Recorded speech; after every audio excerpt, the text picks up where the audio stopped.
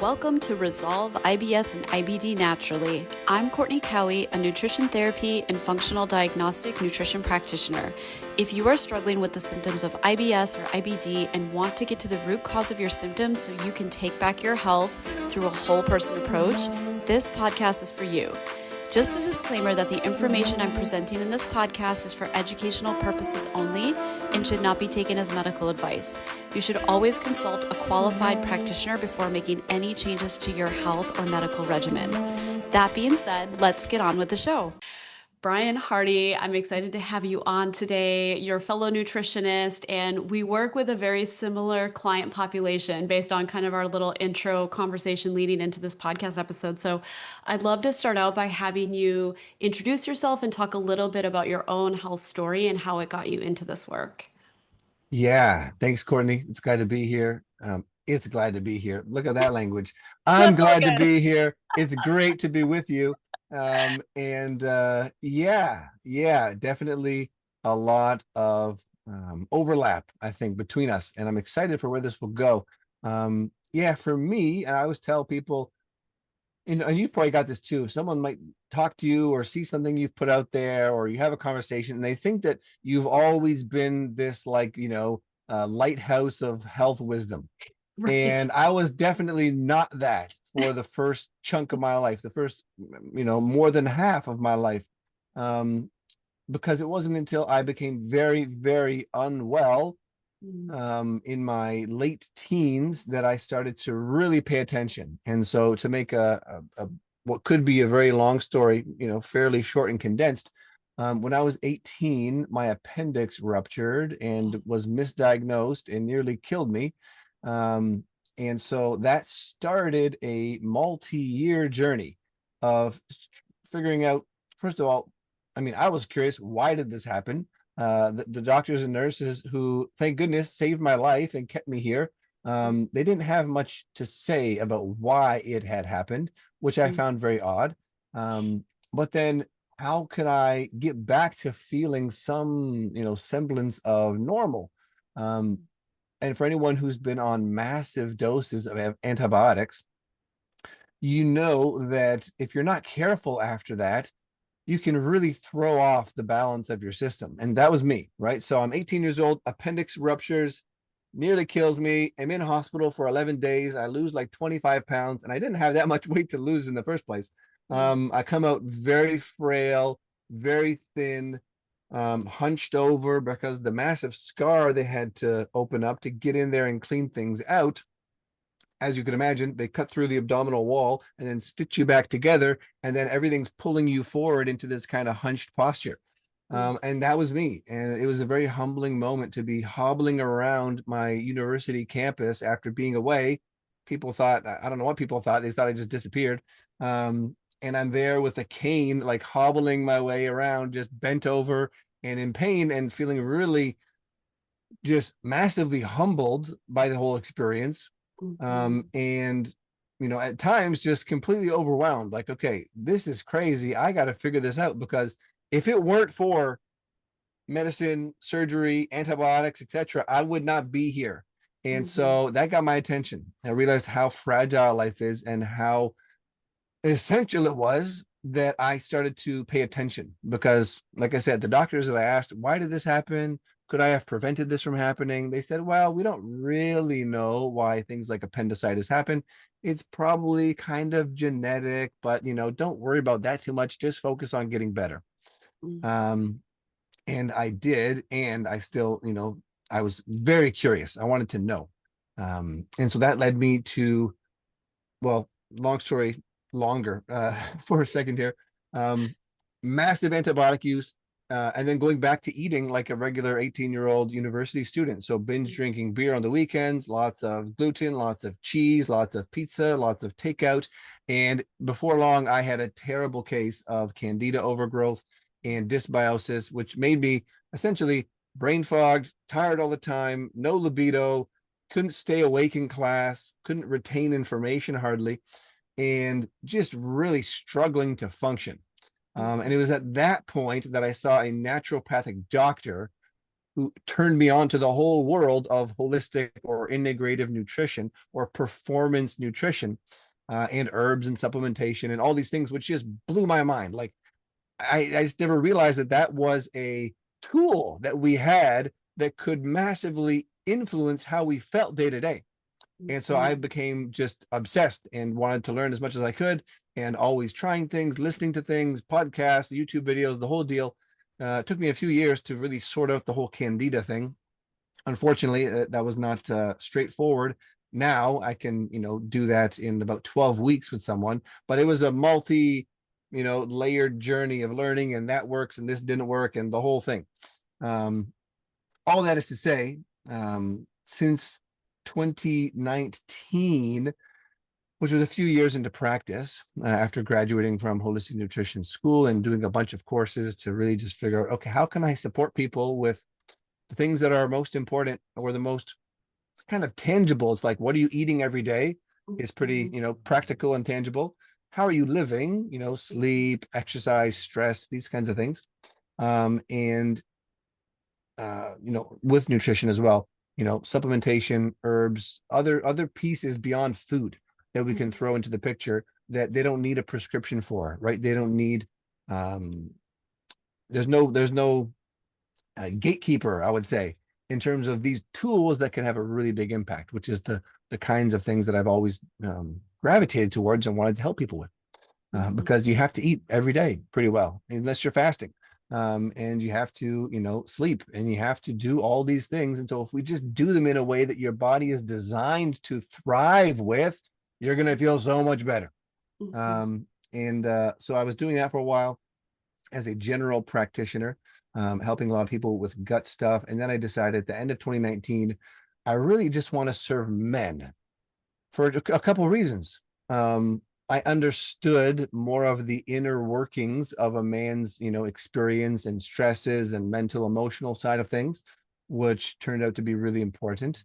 And I just saw a gap in the sort of what was available. Like, it seems to me, and still is the case, that women tend to be much more proactive, much more open to getting help earlier before it's like an emergency.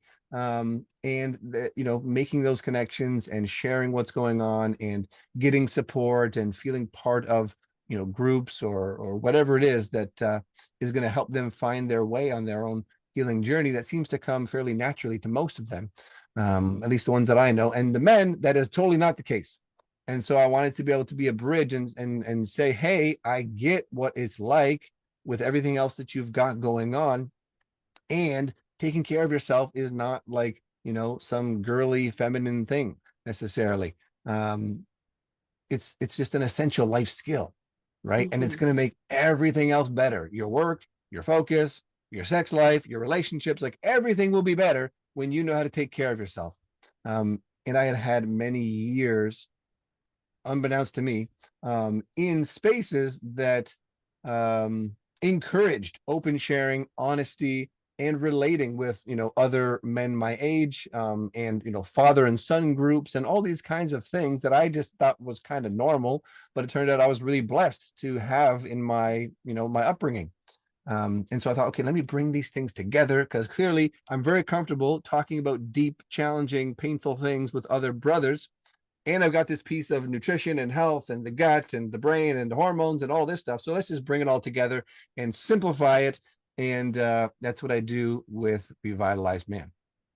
I love all that. And, it's so funny because I feel like our stories parallel a little bit, Bryan, in that I too, when I was on that path of really struggling with my gut health, it was that first encounter I had too with like a holistic practitioner that like really opened my eyes. And I don't know if this is true for you, but I grew up in a family where it was very much conventional medicine as the baseline. Like I don't remember going even to a chiropractor as a child or a teenager. Like I don't even know if you would have asked me at age 13, 14, like if I even really knew what a chiropractor did, right? Like that type of like context, and it makes you really realize how much of your perspective on life is shaped around what you know, right? And what you're introduced to at a young age. And so what I would really love to kind of start with you is just the whole men's psyche piece, because I've even had on my podcast a while back, this is from a different angle, but I'd love to get your thoughts on this too. Like another guest on who was a life coach for men. And so coming at it from a bit of a different angle. And I was really curious about, what can you offer the women who are listening that have these men in their lives, whether they're like their husband or maybe even a brother or another supportive like family member who really wants to, I find often men want to problem solve and really get to the core and fix it, right? Like sometimes these complex GI issues, especially, there isn't this like black and white thing that we can immediately like plan out to get from point A to point Z, right? And so kind of digging into this, I guess maybe before we go there, what I'd like to ask you is just what was your experience when you were in the throes of figuring out your health issues post appendicitis? And what do you think was that critical combination of like either qualities or experiences that led you to actually be open to a holistic approach to your health? And what do you think makes that harder or more easier for men? I don't know if you have a sense of which it is, but I feel like more women tend to gravitate towards these types of solutions, like you rightly said, right? So what do you think that Yeah. differential is? Yeah. Yeah, it's interesting. And I mean, for me, luckily I did have some exposure. So my parents had both seen chiropractors for years, Okay. and I just happened to have scoliosis and flat feet and various postural things going on and various like neck pain, back pain.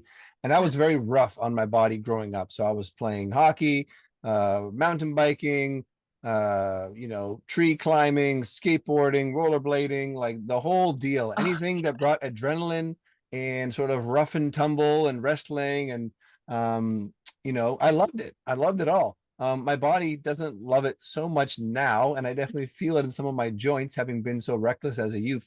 Um, but just to say that introduced me to chiropractic in at like I don't know age 12 or 13, mhm. and that was useful, right? That was very useful. But then it was really again when after I got really sick, this is kind of how it all pieces together. After I got really sick, the emotional stress of that triggered my mom to start developing a breast tumor, right? So Oh, when I was at my worst, her mom passed, and then I'm in the hospital as her youngest, almost dying, and she's holding it all. And then like a year later, she gets diagnosed with stage 1 breast cancer, which she then, later went back and saw like, okay, that was the emotional, crisis that triggered things.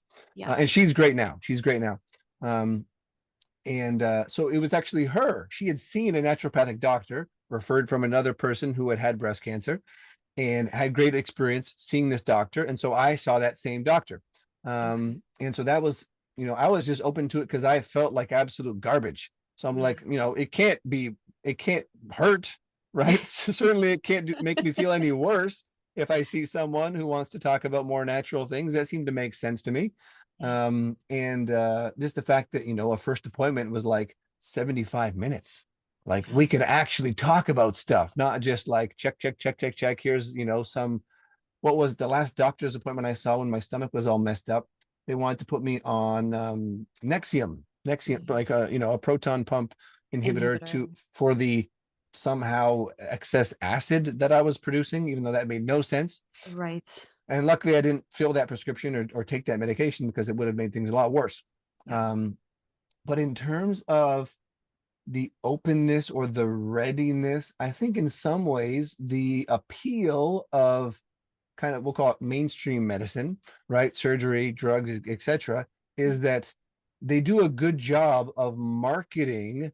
This is your problem. This is your fix, right? Even Mhm. if it's not true, right? Which Mhm. many times it's not true, but they still market it very, passionately and very convincingly. Like, okay, you have stomach problems. You have IBS. This is the label we can slap on you. This is a medication that, that could help. Um, and down, it goes. And so I think for the mind, as a man, if I'm confused and not feeling great and want to feel better, if some, perceived authority tells me this is what you have, this is what you should take, da da da da, that sense of certainty can be very comforting. It's like, Mhm. okay, this is what he said. That must be what I have, right? And Mhm. if you don't know any better, if you've never been educated in this stuff, because most haven't, like, how would you know, right? Now, mind you, it's 2025. A lot of people have seen through the facade of, mainstream medicine and see where it's great and where it's not. And so it's a very different world today than it was, even, 10, 15 years ago. Mhm. Very different. And it continues to accelerate in that direction, which is awesome. Yeah. And so the simplicity of sort of how things are presented, I think, can be a factor. And then it can be off-putting, I find, for guys, if as part of whatever whether it's a nutritionist or a naturopathic doctor or a coach or whoever, right? If there's some semblance or sense of woo woo kind of whatever, which I'm all into, right? Like, I know I'm a spiritual being first. Like, that's not, that's not a hard thing for me to grasp. And I was raised, in a very spiritually oriented way. So of course that's going to inform a lot of things. But I also love science and what's provable and what's measurable and what's observable and what just works, that we can see, from both the subjective and objective side of things. Mhm. But I think a lot of people, they think anything to do with like herbs or essential oils, and they think like, you're a hippie, you don't know what you're talking about, you don't have, you're not educated like a doctor is, all these kinds of things, which could be true in many cases, and probably is in many cases. And so they just don't want to mess around with anything that's like not, scientific or provable or whatever.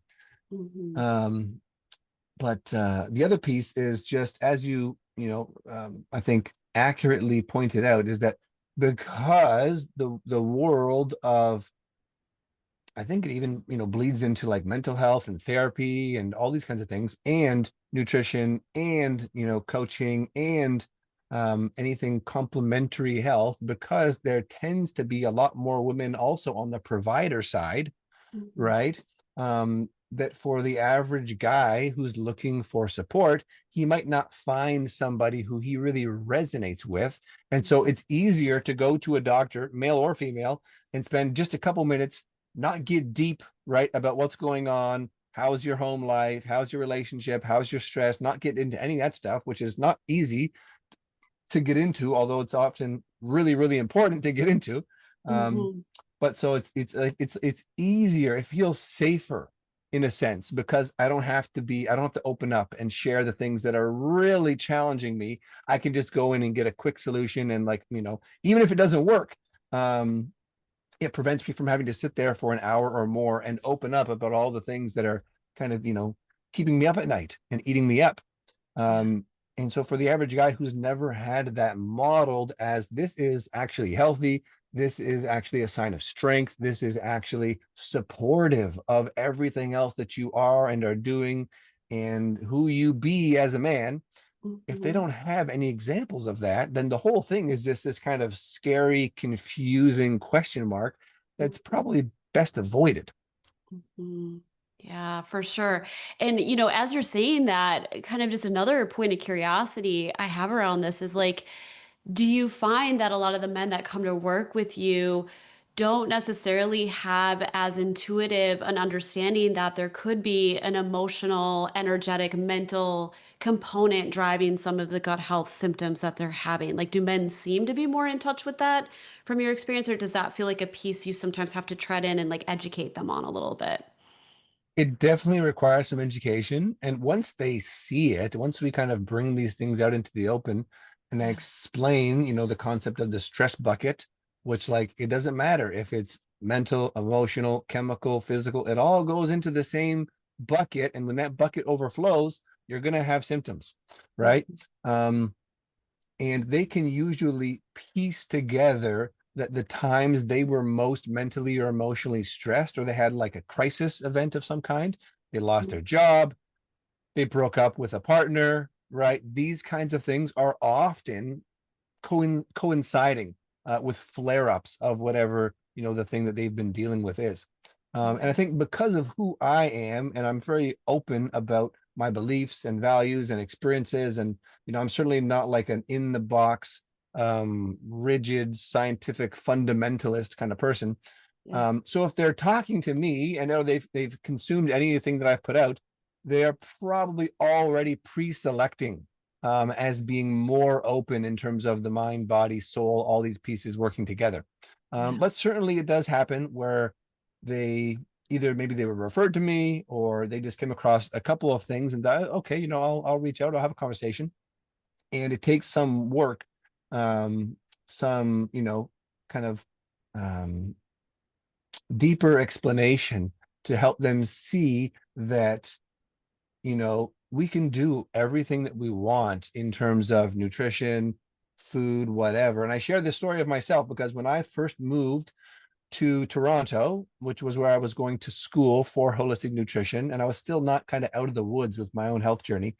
When I moved down there, I was doing everything, quote unquote, perfect in terms of food, sleep, exercise, supplementation. Like I was putting a ton of energy, time, money, focus into these things. And Yeah. it wasn't until I found a network of people who were, like-minded to me, right? Who are into these things, who are into yoga and dance and foraging and, calisthenics and, living more of this sort of, naturally integrated lifestyle. It wasn't until I found those people that my system really felt like, okay, there's been a deficiency, and not in terms of food, not in terms of magnesium or vitamin E or something like that. The deficiency was connection, Yeah, right? exactly. And I mean, the science is very clear nowadays that loneliness is as dangerous for your health as smoking like a pack and a half of cigarettes every day. Yeah. And that's just real, and that's like hardcore science, right? and Yeah. and you feel it, right? Yeah. You feel it because you could, like I said, you could do everything right, but if you are disconnected, isolated, lonely, and feel like you're struggling by yourself in some void of connection, you're just not going to thrive. Yeah, I'm so glad you brought this up, Bryan, because this is a big piece that I'm super, energized around as well. And I'd love to get your perspective, both as a man and a nutritionist, obviously working in the same field. I just feel like this is an increasing problem. And I think even the children of today are going to have to face this problem even more as they age into adulthood, simply because they've grown up not knowing life before smartphones, not knowing life before tablets and all these devices. And so that already has begotten a shift where, I mean, I think back to my childhood. It was common for me to run outside and play with the neighbor kids down the street. My brother's the same thing, right? Like that just doesn't even seem to happen anymore in today's world. And so they're fighting a much stronger uphill battle in terms of finding their tribe. And this is something I very much see in the world in which I operate with my clients. I even still am on the path of like improving this for myself is when you're on that road of embracing like a natural holistic approach to your health, like let's be real, it's still not the popular path to take, right? Like the numbers are growing. There's more and more people I think every year waking up and really wanting to embrace that. But I think psychologically, you have to have a lot of determination and willpower and like desire to stay true to yourself, even if your immediate family doesn't support you, even if it means you have to now go out and find new friends who can affirm these values and this lifestyle and join you in these new interests and hobbies and stuff. And so I just feel this is a very, very common conversation I have with my women clients all the time because, as you know, women are so social, and this can be a huge barrier to them feeling like they can either maintain those behavior changes that they really want to make, whether it's like being okay with bringing their own food to social gatherings and continuing to do that for the long haul if it takes it, or, being okay in group settings, if somebody asks them why they're eating the way they're eating, just being totally okay about saying, like, I do this because it makes me feel well. Like, I love eating this way, right? Like, being that model for the people around them. Women can really struggle with that. So I'd love to get your perspective on like how you see this show up for men, especially because I know they're not necessarily as like geared into kind of needing to have that social kind of confirmation validation like women are, but I'm sure it's presenting challenges for them as well. Yeah. Yeah. And it's like, even though they're not as geared into that, or it's not maybe as common or as expected, Yeah. um, and maybe, our wiring allows us to do a little bit better with a bit more isolation at times. we're still not going to thrive, right? Maybe the odd individual who just wants to like be in the woods and hunt all day, and maybe he's content doing that, or maybe he just, had enough pain in previous, relationships and so forth that he is not willing to face that again. I'm open to that being the case, right? A lot of men are calloused emotionally, and they think of it as, not to say that that's not useful, right? Because certainly it is. There's use for that. There's use for being able to control your emotions and be resilient and be hard-headed in a sense, or determined. And it comes at the cost of that deeper level of connection, right? Or intimacy. And I don't mean just romantic intimacy. I mean like looking your brother or your friend in the eyes and just being very real, right? And connecting on that level, which every time I've done that and taken that risk, it leaves me feeling more inspired and more empowered, and like I'm part of a brotherhood that is wanting me to win, wanting me to be my best, which is so empowering, right? To have that that knowing that, okay, there's people in my life who, regardless of what's going on, they're there, they can support, they can be my champion if I need them, and they will challenge me on my bullshit if I'm falling off, Yeah. which is really, really valuable, especially for men. But the social piece, it's tricky, and it's interesting because I think it tracks with just general sense of like self-validation or self-security, I guess you might say. The people I've known who are quite comfortable as themselves, being themselves, when they're doing a protocol that requires them to be very strict for a period of time with their nutrition, which, as you said, bringing your own food, preparing in advance, eating before you go, whatever that looks like, when they're in that space and they're holding that, and then questions come up as, oh, why aren't you eating this? And they say, oh, I'm doing a cleanse, or oh, I'm doing a gut reset, or whatever it is. Like 9 times out of 10, they become the inspirational character of the bunch, right? Especially if drinking's involved, because if they're at a table, say it's a business dinner, everyone's drinking because that's what you do. You just go out and have dinner and drink your face off and, forget about the next day.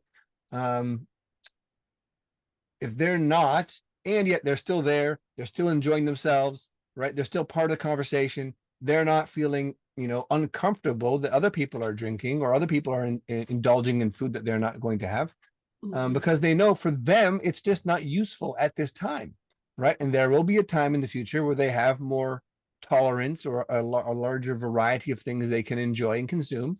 Because I'm all for variety. I don't think, bland, restrictive eating and living is a way to thrive long term. Right.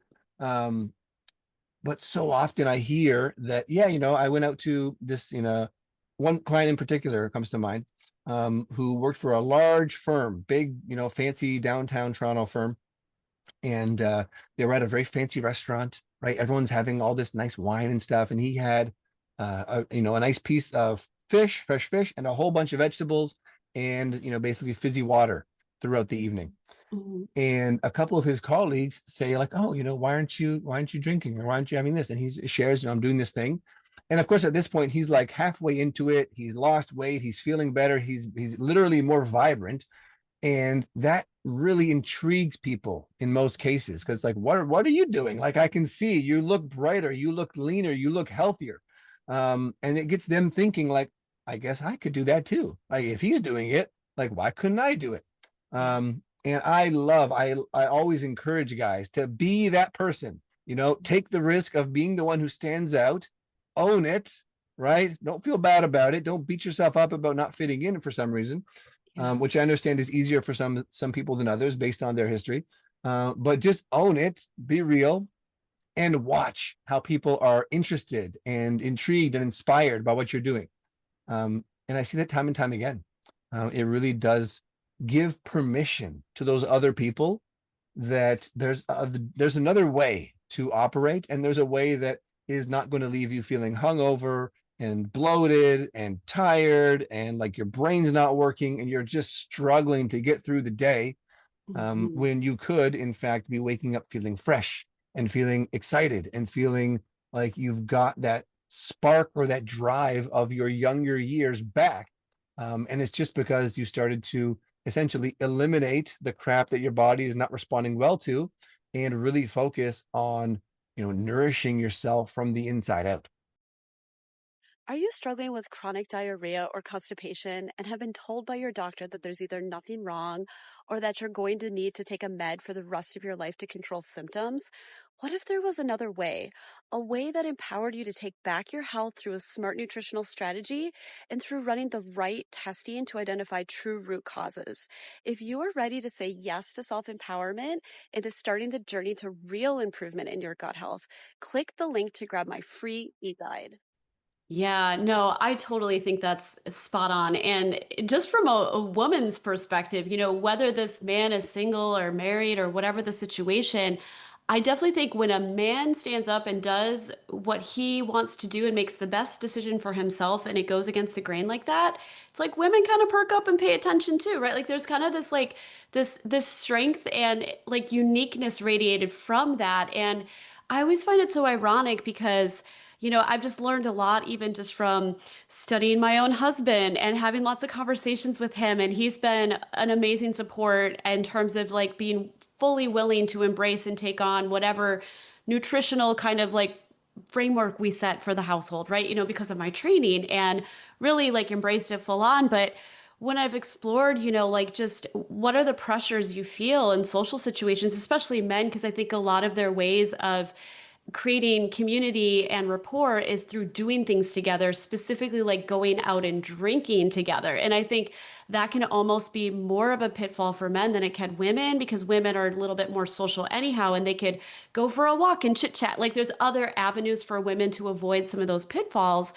And the irony is, though, like in a situation like that, if you stay true to what you want to do and it goes against the grain, like people really notice that, like you said, in a good way. And I think it just creates a sense of like model in a way that, like, not to say women can't do it too, but I think when a man does it, there's just this inherent, like, stronger capacity that comes through just because that's how men are, right? Like they're more of the yang and the yin yang kind of like combination there. So I think that's Yeah. so interesting. Yeah. Yeah. Well, and just on that note, one of the things I found most effective for at least curbing drinking, at least curbing the drinking of the worst kinds, in my opinion, alcohols, Yeah. namely beer and beer that's full of hops, Yeah. is when you give guys the history of modern beer and how hops became mandated, literally mandated to be part of beer in like the 1500s in Germany, because prior to that, there's probably all kinds of medicinal brews and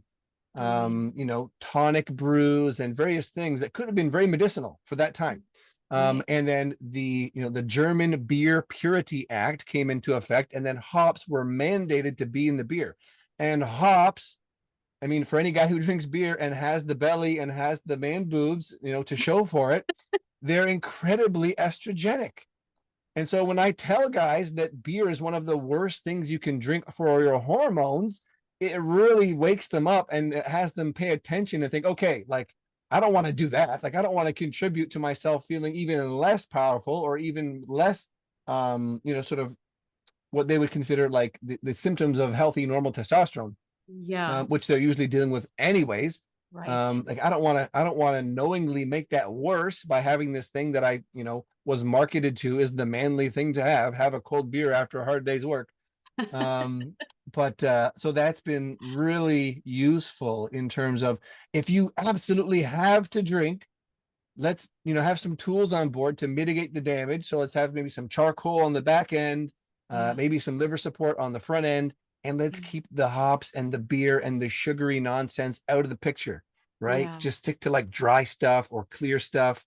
And you're going to be so much better off. I mean, your gut and your liver are still going to take a hit to some degree. Right. And you're going to at least cut out the very stereotypical and very unpleasant side effects of overconsumption of things like beer, and how that drives fat accumulation on the male torso.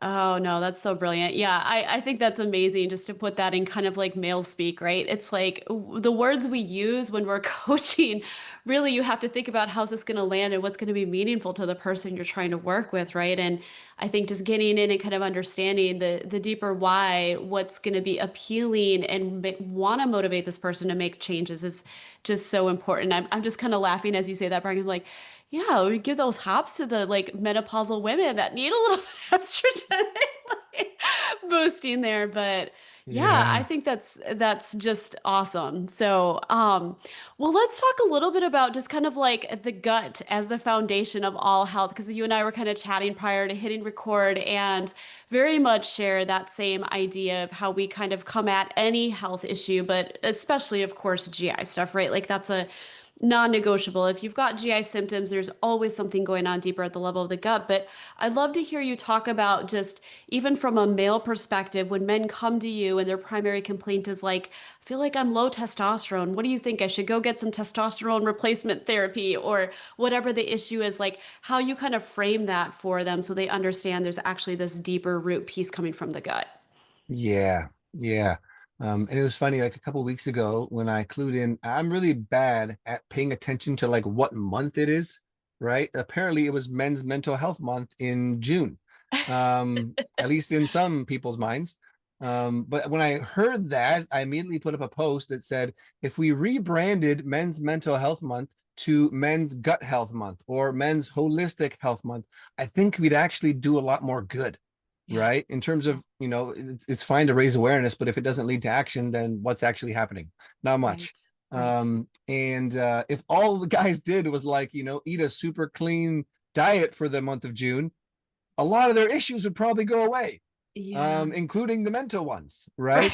Right. Right. And so, I mean, I'm an utterly practically oriented individual in that sense of like what is going to work and what do we know is grounded and research and effective, because as we're saying, if you're like people say, you are what you eat, Hmm. right? We hear this all the time. It's thrown around, and to a degree, it's true. But to be more accurate, you are what you can actually absorb and assimilate and break Yeah. down and turn into you, Yes. right? And those Yes. things that we call hormones or those things that we call neurotransmitters, which, get a lot of talk about when it comes to depression, anxiety, mental health, Mhm. dopamine, serotonin being the two main ones we hear about, those are built from amino acid, foundations. And so if Yeah. you're not consuming the protein that has those amino acids and you can't actually break that down and turn it into raw material, then good luck feeling, motivated or balanced or content or happy, because you need the biochemistry to support that state, right? Yeah. These things don't just, I mean, maybe sometimes they spontaneously occur in some sort of heightened spiritual trance or something. I'm open to that. I've seen those kinds of things. But day to day, day to day, day in and day out, it's unlikely you're going to go from a place of depressed, inflamed in your intestines and your gut, not digesting your food, feeling pretty crappy, dealing with anxiety, dealing with low energy, to magically, as a result of like thinking positive or something like that, to magically feeling content and balanced and regulated. Like it's not going to happen. If it does, it's probably not going to stick. And Right. so it's just that, if you're not, first of all, eating it, taking it in through food or supplementation to get those raw materials in, which is still dependent on your system actually having the enzymes, the bile, the stomach acid, which is not Mhm. a something we can take for granted, right? Mhm. There's no guarantee that you're actually producing enough of those things to get that raw material into your system. Mhm. So there's a lot of steps where things can and do go wrong, Yeah. that would prevent you from actually feeling like you're designed to feel, which in my experience is pretty good most of the time. Right. There's a lot of things that can go wrong and that will go wrong, specifically in the digestive tract, if we're not paying attention and we're just defaulting to a very fast paced life, processed food life, stressed out, not chewing our food, not slowing down to eat, always on Mhm. the go. or always drinking, whether it's soda or alcohol or fizzy, cold, icy drinks with our food, all those things can have a tremendous impact on the actual benefit we get from any given meal. And so, yeah, when and if things aren't working on that level, you can guarantee it's going to, make its way upstream. And so again, if someone has all the symptoms of low testosterone and is maybe even had a test and seen that, okay, functionally my testosterone is low, it's like, great. Before we go straight to just replacing your testosterone with, external testosterone, there's about 24 things I can think of, most of which are free, that will move the needle for you. Right. And I've seen this happen. And I've seen it in myself, that you can score above the normal range, right? Which in my eyes is like closer to the ideal range for something like testosterone, given the sick population we have today that's getting those tests. You can score well above the normal, right into that optimal zone, with minimal supplementation and just a really good focus on quality nutrition, fixing your lifestyle. Like, are you sleeping? Are you lifting heavy things? Are you dealing with stress effectively? And then of course you can get more granular with it, but there's so much you can do to move the needle that doesn't require a prescription, and that doesn't even require that much work or that much money or time, really. Yeah. Yeah. No, I'm in total agreement. And I love the fact that you brought up just how important the digestive process is, because that's also a point I hit home time and time again, not just with my clients, but just educationally when I'm making social media content or whatever, because people will often ask, like, well, what's the best multivitamin I can take? Or what's the best probiotic? And not to say those things can't be helpful if they're high quality, but like, I'm known for saying to people just across the board, like, I would rather have you on stomach acid and enzyme and potentially even bile support if that's justified and needed before any of that. Because if you're going to take these comprehensive vitamin nutrient supports and you're only absorbing a fraction of that, the rest of it is going right through your system anyhow. And really, the heavy lifting of getting nutrients in the body has to come from the digestive fluids. And if we don't have enough of those, you're going to struggle. Like, there's just no other way. Like, that's kind of a core root issue that drives so many, whether it's GI symptoms or these other systems like hormone deficiencies or imbalances, because the raw materials just aren't getting broken down properly from the food people are eating, right? Yeah. And I think like another big piece of this, and I'd love to hear you kind of speak about this too, Bryan, is like, I've had a lot of people come in with maybe some degree of GI symptoms, but let's just say if it's a woman specifically, there's often some degree of hormone stuff going on, and she might really be putting that at the higher priority of what she wants to work on.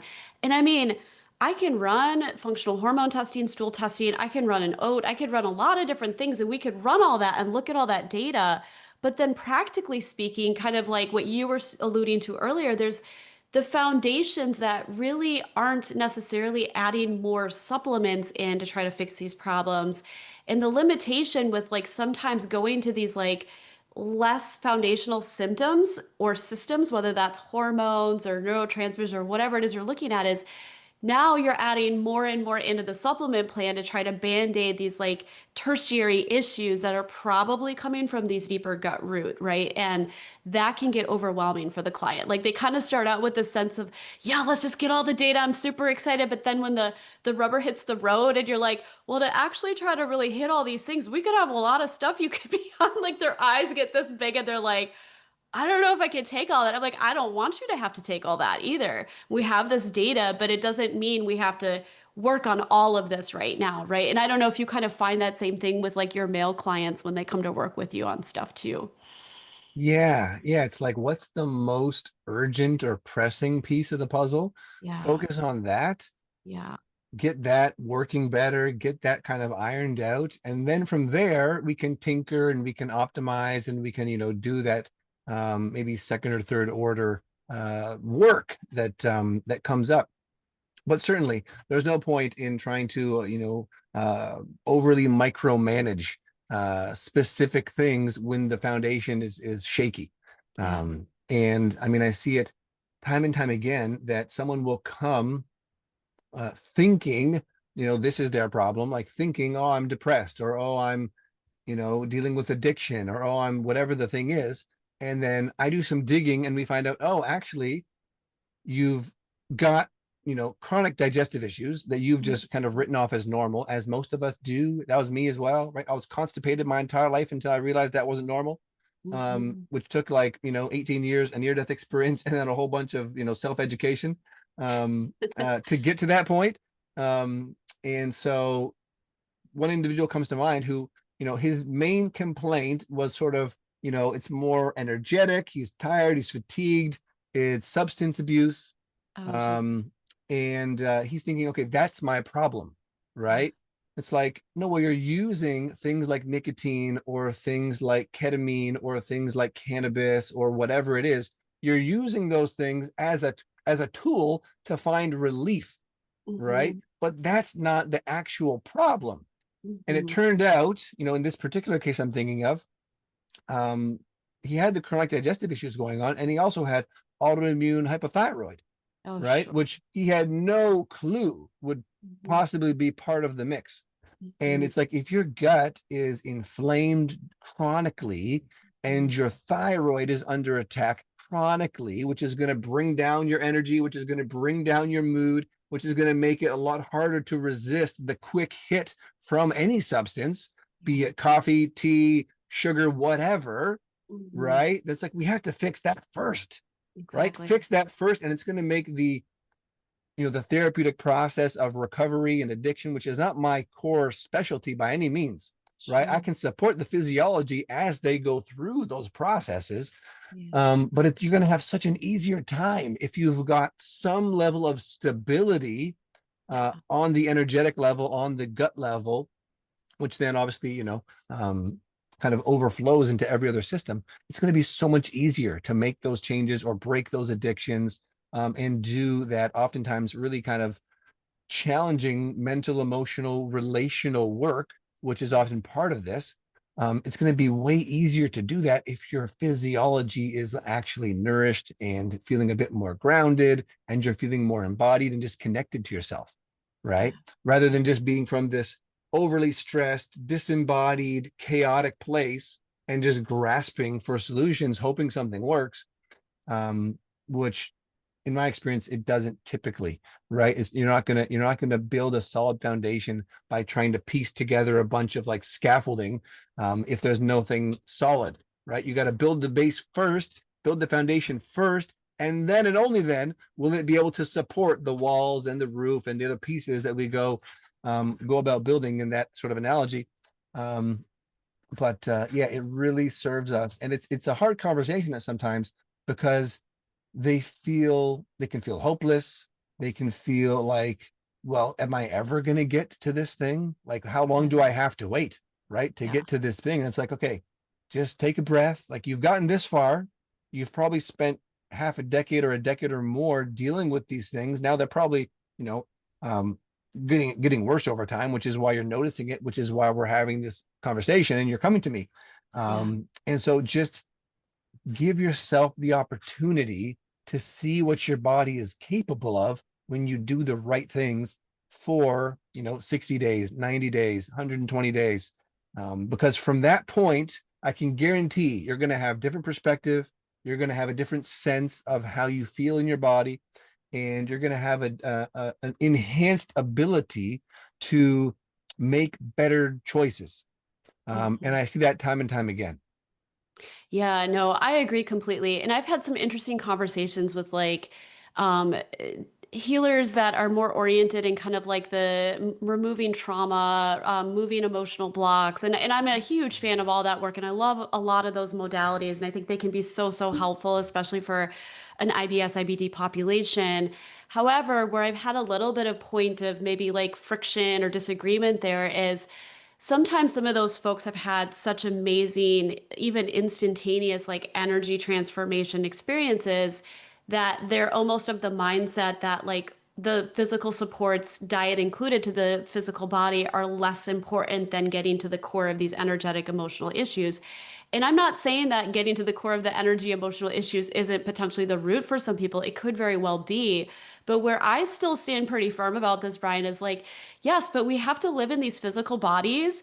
And we know that they do better on a whole foods, anti-inflammatory diet where the individual has basically discovered which foods are going to work best for them, and they're avoiding the triggers and the problems that they've been able to identify. And like, maybe like you had even alluded to this early in our conversation, you can get to this place energetically where you can just boom, transcend all that and eat pizza and french fries every day, and like the body will not go, in the direction of poor health. But I just think one of the things I'm hearing you say that I think is completely spot on is that in the very beginning, what's I think most accessible and tangible to people is to start with the physical. It makes a hell of a lot of sense anyhow, because that's the part of us that's the most energy dense, right? It's like collapsed energy is the physical body, and work from there. Because if we don't start to actually create more energy from the foods we eat and how well we break them down and working from that foundation up, it's going to be a lot harder from the mental emotional perspective to have that extra energy to work on that part of the picture too.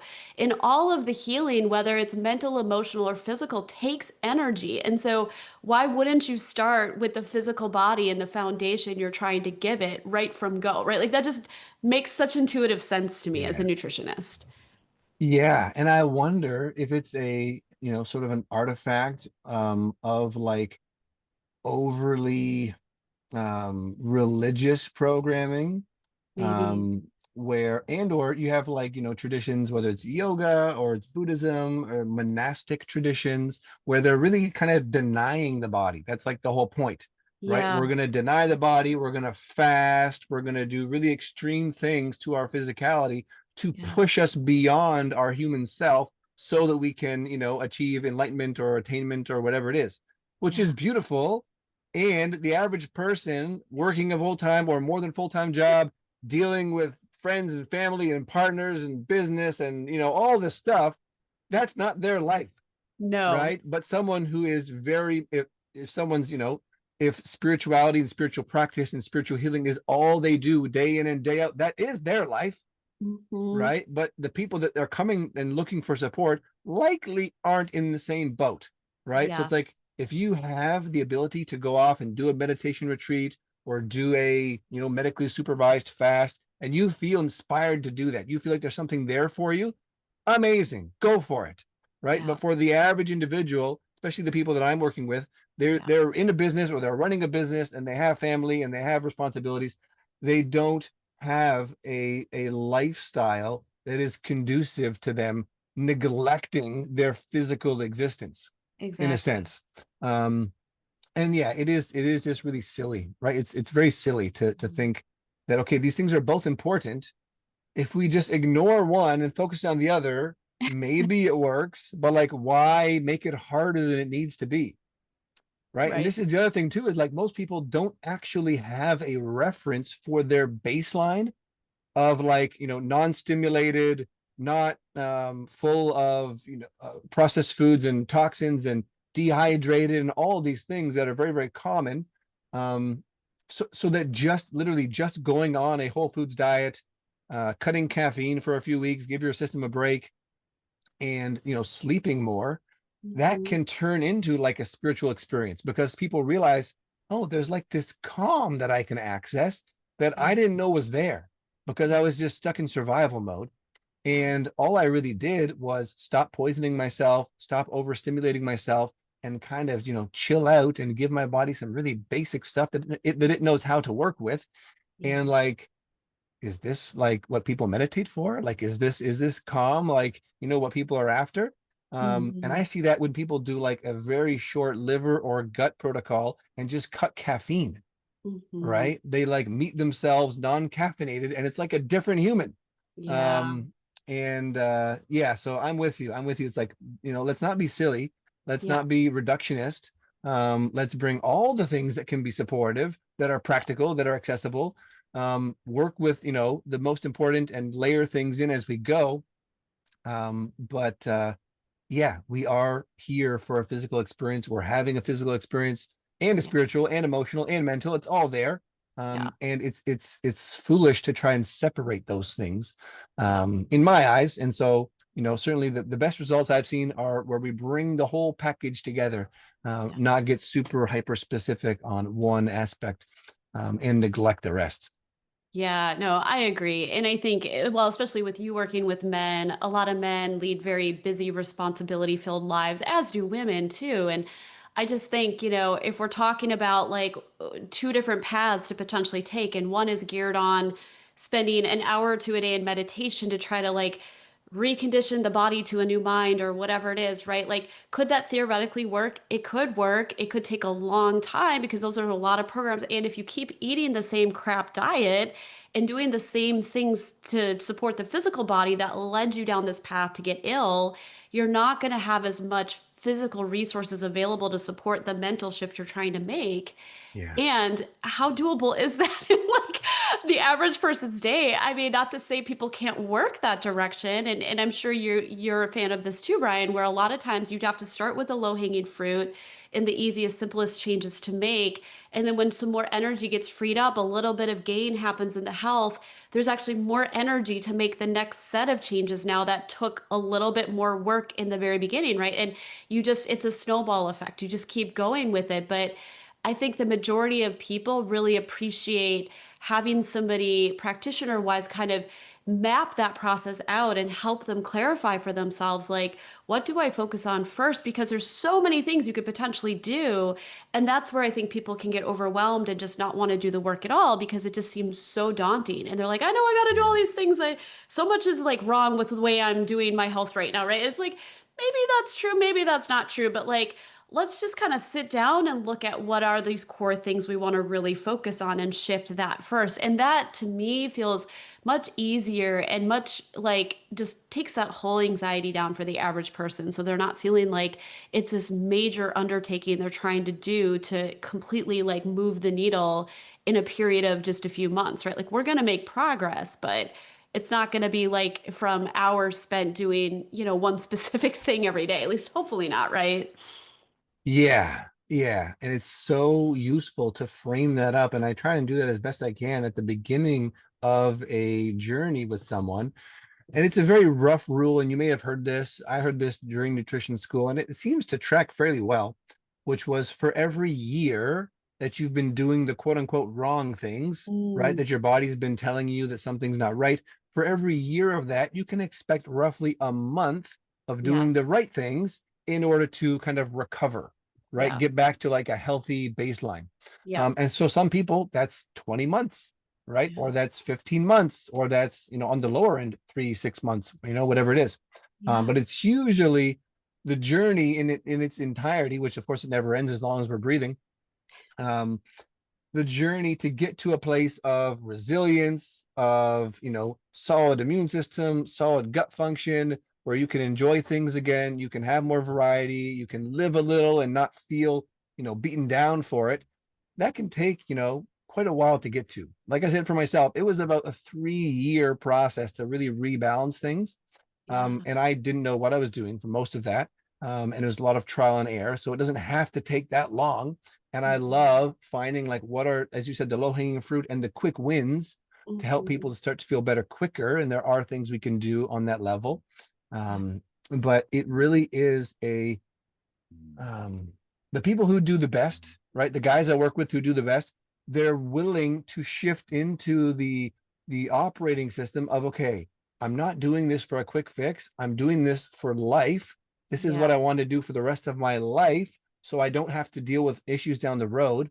And so whether it takes 6 months or it takes a year or more, right? Yeah. Maybe I do really well and then I have a setback, right? It's called a health practice, not a health perfect, because it's Exactly. not meant to be perfect, right? And so I'm always progress over perfection. Just keep going, right? Just keep going, reset and keep going.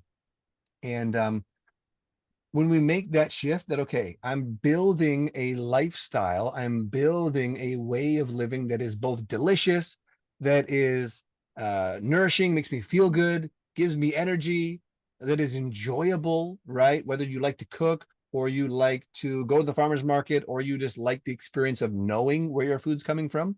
Mhm. Um, and there's a deep sense of, there can be a deep sense of satisfaction, and then sharing that food with people you love, right? This is also really, really powerful. Yeah. um, and knowing, probably the most valuable piece of all of that is knowing that you've gained the tools because you've done this kind of exploring, learning, trial and error, and working with what your body's telling you, and working with a practitioner to guide you. You've done that, so you've gained this knowing of what works, what doesn't, how to take care of yourself, how to bounce back if you have a flare up or a setback. And that to me is like the greatest insurance policy that money can't buy. Mhm. Right? Because especially today, in a world where chronic degenerative conditions are the norm, for you to set yourself up with first of all, the mindset that, okay, I can do this. This is worth doing. This is really an investment, not just for myself, but everybody in my life who I am supporting or in relationship to, Right. friends, family, kids, whatever, right? This is for them as much as it is for you, because they don't get the best of you if, the best of you is absent, Right. because you're suffering. Yeah. And so the satisfaction and the inner peace that you can find knowing that you're doing the best that you can, and that you know how to take care of yourself, at least to a certain level. So empowering, right? So that when the next whatever happens, you're not freaking out, right? You're not caught off guard. You're not feeling like, oh my God, what am I going to do? You're like, oh no, I got my pantry. I know what, I know my farmer. I got my supplements here, my core stuff, and this is going to be fine. And for me, at least, that just feels really good, and just feels super Oh, empowering. And to be the person who can then help other people, right, if they're struggling with something, and they're open. I mean, there's not much more satisfying, work or play, whatever you want to call it, that I get to do, the outside of, helping people who are genuinely curious, and genuinely seeking better for themselves. Because, as those light bulbs go on and their health starts to return and their vitality comes back, the ripple effect of that is hard to measure, right? It's so big, yeah. Yeah. and it's so worth it. Oh yeah, no, 100%. I think it was Alex Hormozy I heard say once that like the most successful people invest in knowledge and they invest in themselves, right? Because that's something that once you know you have a skill set or you have a knowledge set, theoretically, I guess you could unlearn it, you could forget it, I suppose, but if you keep it in constant practice, how do you put a value on that, especially when it becomes this tool that you're using to perform to your best and live to your best and feel to your best, right? And I think something I heard you say that I think is just so key too is that the most successful clients I've worked with really see that journey as like an identity shift. And if you think about this process that we're always becoming, right? Like we've never really arrived at that optimal goal. The most of us, at least, who strive to keep like improving, and up leveling throughout life, it's the sense of like, this is the person I'm becoming, and I like this person. And yes, you want to get a certain result with your health, but sometimes, the tougher conversation or the tougher question I think people should be inwardly asking themselves is, even if this perfect result doesn't come, am I still happy and satisfied with the person I'm becoming?